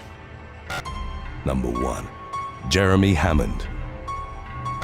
In 2003, Chicago teen Jeremy Hammond founded the computer security training website Hack This Site, which described itself as a non-profit organization aimed at protecting a good security culture and learning atmosphere. 2 years later, Hammond was involved in a joint effort to hack the pro-war political activist group Protest Warrior. As part of the cyber attack, the hacker accessed thousands of credit card numbers. Although no unauthorized charges were made with the illegally obtained information, Hammond was sent to prison for 2 years for the crime. The young man's second run-in with law enforcement came in 2013, when he was arrested on computer fraud charges for hacking the private geopolitical intelligence company Stratfor and releasing confidential data to WikiLeaks. Hammond's cyber attacks reportedly victimized not only the firm itself, but also other law enforcement agencies and thousands of innocent individuals. Despite his reputation as one of the world's premier hackers, Hammond later told the Associated Press that the FBI was able to track him down because he used a really weak password. The password in question was Chewy123, in reference to his cat named Chewy. Hammond consequently faced a 10-year prison term, of which he served 7 years, before his release in November of 2020. Number 7. Yale Gerstein. Yale Gerstein, a 19-year-old college student from Austin, Texas, was on a video call with his girlfriend, Bailey Luciani, on October the 23rd of 2016 when he heard a knock on his apartment door. He went to open it, at which point 3 armed men burst into his home and started striking him repeatedly. Luciani, who was in Dallas at the time, witnessed her boyfriend being held at gunpoint, saw the attackers as they were pistol whipping him, and heard them threatening to shoot him. While one of the men was holding Gerstein down on his bed, the other 2 went through his apartment, searching for valuables to steal. As the home invasion unfolded, Luciani asked her father to call 911, while she took screenshots of the video call to show the police, hoping they'd thus be able to identify her boyfriend's attackers. Eventually, one of the robbers unplugged the computer and the call ended abruptly. Gerstein later told a media outlet that one of the intruders then stomped on his head and threatened to kill him if he followed them before leaving with thousands of dollars worth of music equipment. The teen recalled, "I was scared because they were saying, 'I'm going to blow your head off.'" Gerstein then watched the robbers flee to the apartment building across the street and drive off in a white Crown Victoria that resembled a police patrol car. Days later, Austin police issued a warrant for the arrest of two teenage suspects, Michael Aylman Jr. and Jacob Carter, believed to have been involved in the robbery. Reports of the incident had been broadcasted through various media outlets along with Luciani's screenshots, and Carter's mother contacted the authorities after she'd recognized her son as being one of the attackers. The identity of the third suspect wasn't revealed. Number 6. Sergio Sante. 34-year-old Sergio Sante was heading home down Bonnie Brae Street in downtown Los Angeles, California on the afternoon of April the 8th of 2022. He was on a video call with his brother Douglas, telling him about the plans he had for the upcoming weekend. While he was only 3 blocks from his home, without warning or provocation, a man wearing a black fisherman hat charged him with a knife and plunged the blade into his neck before running away. The attacker then stabbed 2 other people and fled the scene. Sante made it around the corner to a storefront and he was rushed to a local hospital. The other 2 victims hadn't suffered life-threatening injuries, but Sante could not be saved. Police launched a manhunt across Los Angeles, warning citizens the attacker was armed and dangerous. On April the 22nd, detectives located 43-year-old Anthony Madison in Boyle Heights and arrested him in connection to the brutal attack. He was charged by the district attorney's office with 1 count of murder and 2 counts of attempted murder. Number 5. Fetty Wap. Rapper Willie Jr. Maxwell II, better known by his stage name Fetty Wap, was taken into custody in the fall of 2021 after the authorities had determined he was a kilo-level drug dealer on Long Island and in New Jersey. At the time of the arrest, the FBI seized about $1.5 million in cash, along with stacks of pressed cocaine and bags of heroin and fentanyl. Maxwell and 5 others, including a New Jersey correctional officer, were reported to have been part of a multi-million-dollar bi-coastal drug trafficking operation. The group would reportedly buy the drugs in California and transport them in vehicles with hidden compartments across the country. Maxwell was taken into custody while at the Rolling Loud Festival at Citi Field in Flushing, Queens, and later released on a personal recognizance bond of $500,000. A little over a month from his release, Maxwell violated his bail conditions by threatening a man during a FaceTime call.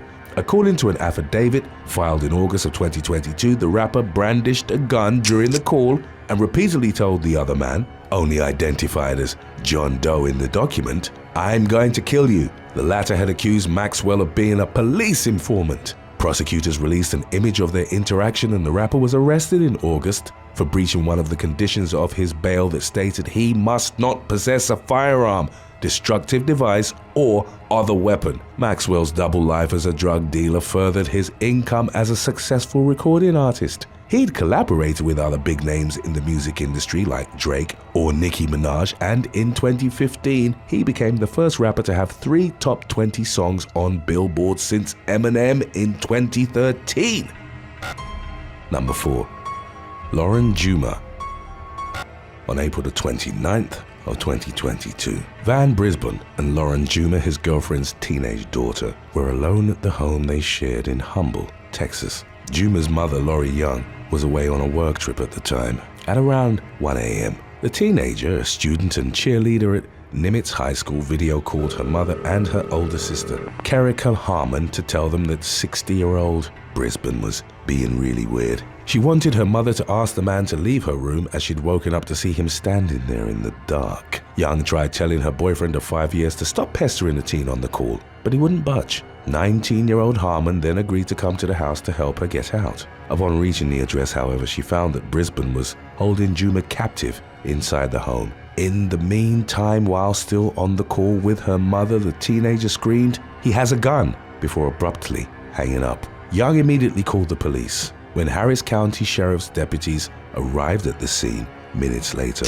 they heard 2 gunshots as they were approaching the property. Brisbane then came out of the front door, pulling and adjusting his pants. Deputies took him into custody and charged him with murder after finding Juma's lifeless body inside the house with her clothes in disarray. Prosecutors asked for a test to be performed on the victim to determine if she'd been assaulted. Brisbane's initial bond was set at $1 million, but after the judge heard graphic details found by investigators at the scene, the bond was raised to $2 million.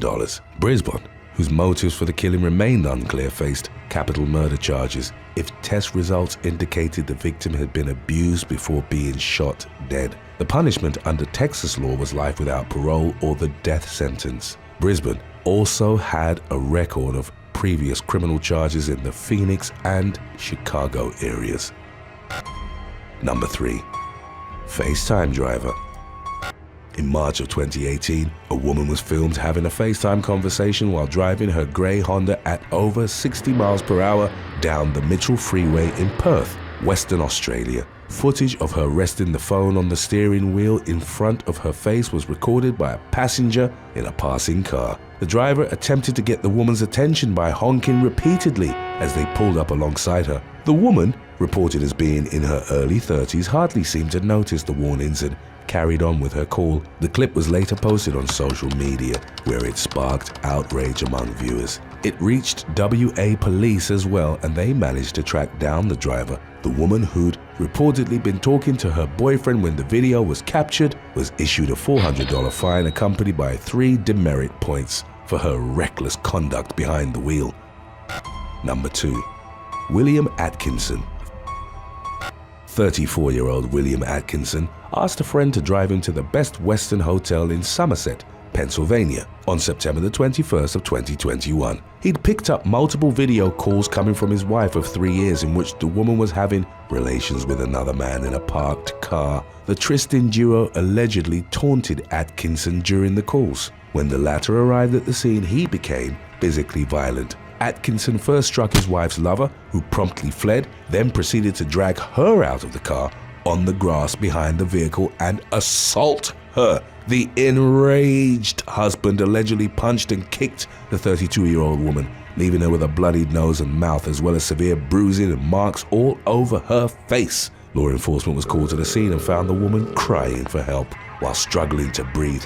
She accused Atkinson of attacking her, but the man only admitted to hitting her with an open hand. He was taken into custody and police recovered one of his blood-soaked shoes from the scene. The 911 caller had reported that Atkinson was actively kicking his wife in the face and also claimed to have heard gunshots. Investigators found a 9mm handgun in the van in which Atkinson had traveled, but they didn't find a magazine or rounds inside it, nor at the parking lot. A stun gun and knife were also retrieved from the scene, and investigators determined they'd belonged to the woman. She was described by the responding officers as uncooperative and extremely intoxicated. Atkinson was charged with aggravated assault and reckless endangerment and taken to the Somerset County Jail, where he was held on a $30,000 bond. Number 1. Jaden Bird. On March the 2nd of 2022 at around 11 a.m., Jaden Bird was dropped off by his Lyft driver and proceeded to walk through a parking lot near Whittier Street and North Market in St. Louis, Missouri. He was on his way to meet his mother, Leslie Bird, but the driver had accidentally dropped him off on the wrong side of the building. Jaden was on a call with Leslie when a car pulled up next to him. Someone inside the vehicle shot at Jaden before speeding off. The teenager's mother heard the gunshots and saw the phone drop to the ground, but she'd hoped her son had managed to run away. Someone then accidentally kicked the phone, and Leslie was able to see Jaden's head roll and his hands curl up after he'd collapsed on the ground. She alerted the authorities, and Jaden was taken to a local hospital with multiple gunshot wounds. Doctors were unable to save the 19-year-old, who died shortly after arriving at the medical facility. No arrests were made in the incident's immediate aftermath, as police were unable to identify any suspects. Jaden's mother believed the shooting had been a case of mistaken identity, as the attacker had never tried to rob her son. Number 10. Katie Locke. On Christmas Eve of 2015, British man Carl Langdell, aged 26, killed teacher Katie Locke, aged 23, and assaulted her dead body at a Hertfordshire hotel. They had met online through the dating site Plenty of Fish and were on their first date. Pathologist Charlotte Randall depicted the assault as powerful and drawn out. Langdell was serving a suspended sentence for threatening to kill 2 individuals, and Locke was unaware of that aspect. The man was reportedly dated multiple women across multiple websites. According to BBC's report, Langdell had a history with police and mental services. Forensic psychiatrist Dr. Philip Joseph described Langdell as emotionally unstable, adding that he had psychopathic disorders. Langdell pleaded guilty to killing Locke, and in 2016 he was jailed for life with a minimum term of 26 years. On February the 11th of 2021, at Wakefield Prison Maximum Security, Langdell was discovered dead in his cell with severe neck injuries. Number 9. Danielle Finley Jones. On December the 18th of 2022, a 31-year-old teacher at the New South Wales Department of Education, Danielle Finley Jones, was found dead at her friend's Cranebrook home in Western Sydney. She had a bloody nose, distinct finger impressions on the throat, and bruising to her face. She'd recently connected with a 33-year-old tradesman, Ashley Gaddy, on a dating app. Police reported that Finley Jones had attended a social event the night before, on December the 17th, and introduced Gaddy as her new partner. Later that night, the pair stayed together at a place belonging to 2 of the woman's friends. Early on the next day, December the 18th at 3 a.m., one of the residents woke up to what was described as loud, intimate relations between the couple. Police reported that Gaddy left the residence later that morning. Until 2:30 p.m. of the same day, Finley Jones's friends hadn't seen the new couple. Shortly afterwards, Finley Jones was found dead, lying on her back on the floor of the bedroom. Despite the fact that emergency personnel were called to the location, the teacher couldn't be revived and was pronounced dead at the scene. Authorities were led to suspect Gaddy based on surveillance footage, forensic evidence, lawful telephone interceptions, and information from witnesses. Following a police operation in Wentworth Falls, Gaddy was arrested at about 12 a.m. According to a statement released by New South Wales Police, he was then transported to the Katoomba police station and charged with murder. 2 months later, Gaddy appeared at Penrith local courts and the case was adjourned until April the 28th of 2023. The accused killer had not applied for bail, as reported by NCA Newswire on March the 3rd of 2023. Number 8. Priscilla Castro. 32-year-old Priscilla Castro of Vallejo, California, was en route from Oakland to nearby Vacaville on August the 16th of 2020 to have her first date with a man she'd met online. Unreachable for 2 days, Castro was reported missing by her family on August the 18th. Her burned body was subsequently discovered on September the 2nd in the Stebbins Cold Canyon area. On September the 11th, Castro's alleged date, 29-year-old Victor Ceretino, was arrested and charged with her murder. He was held without bail. According to Winter Express, Ceretino allegedly tried to cover up evidence of the murder, and he ignited what became known as the Markley Fire on August the 18th of 2020. The Markley Fire combined into a large complex of wildfires that devastated much of the wine country area. After the fire spread to Pleasant Valley in El Dorado, California, 82-year-old Douglas May and 64-year-old Leanne James Bones died as their homes burned down. Ceretino was charged with arson for starting the Markley Fire and 3 counts of murder. Number 7. Bobby Scott. On the evening of January the 23rd of 2021, a 20-year-old Florida man named Michael Harris Jr. was detained on a murder charge in connection with the death of 63-year-old Bobby Scott. The latter was last spotted leaving his home at about 11:30 a.m. on January the 17th. When Scott's husband reported him missing, the authorities thought he might have visited the Orlando region. Using OnStar technology in Scott's car, officials tracked the vehicle and discovered it in Harris's possession in DeLand, Florida, 2 days after he disappeared. Harris claimed that Scott had loaned it to him. According to deputies, Harris added that he had not had communication with Scott since then. When detectives spoke with Scott's husband, he said that he'd never loaned anyone his car. Later, when the vehicle was recovered, law enforcement discovered Harris's bloody fingerprints inside. The Volusia County Sheriff's Office reported that Scott's body was eventually recovered in an area off the 2900 block of Old New York Avenue in DeLand. The investigation revealed that Scott was beaten to death with a beer bottle and a piece of wood by Harris. The suspect was held without bail at the Volusia County Branch Jail. According to investigators, the 2 men had exchanged messages on a dating app. Investigators believe that they had agreed to meet for a tryst before Scott's death. On April the 26th of 2021, a grand jury indicted Harris on a first-degree murder charge. Number 6. Shraddha Walkar. The online dating service Bumble expressed its devastation over the death of Shraddha Walkar, aged 28, who was killed on May the 18th of 2022 in South Delhi, India, by her live-in lover Aftab Amin Poonawalla, also 28 years old. They'd gotten together on the website and had been dating since 2018.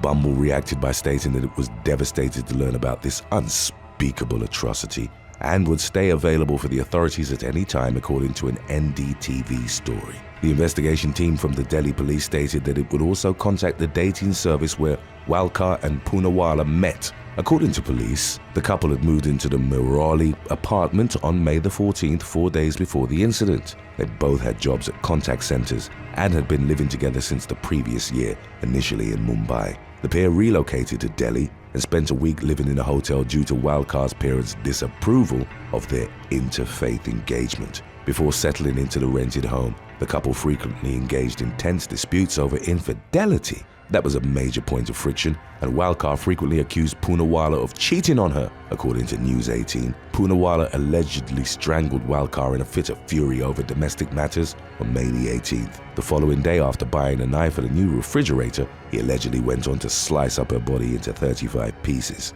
According to the authorities, he began disposing of the body parts every day at 2 a.m. in the nearby forest region and other areas of the national capital, and continued doing so for the next 18 days. When the Walkar family reported her missing to the Manikpur police station in Mumbai, the incident came to light. Poonawalla was then contacted and twice summoned for questioning. He was identified as a suspect based on conflicting claims he'd made regarding his partner's bank account and online activities. In November of 2022, Poonawalla was charged by law enforcement with the murder. Number 5. Wendy Duan. On the night of January the 7th, 2023, police found the body of 28-year-old teacher Wendy Duan in the 1100 block of Oxford Mills Lane in the New Territory neighborhood of Sugarland, Texas. Officers were called to the location by a neighbor who reported hearing 4 gunshots. A 28-year-old man named Shavas Thompson was detained in Louisiana in connection with her death and was being extradited to Texas at the time. According to the victim's mother, the two had started dating only a week prior to the incident after meeting on the dating service Meet Me. The neighbor, who dialed 911, claimed that Duan had showed her a photo of the suspect just before they were set to meet. On March the 9th of 2023, law enforcement revealed that Thompson was found dead inside his cell while inside Caddo Parish Jail in Louisiana, according to ABC 13's report. Number 4. Dustin Barham.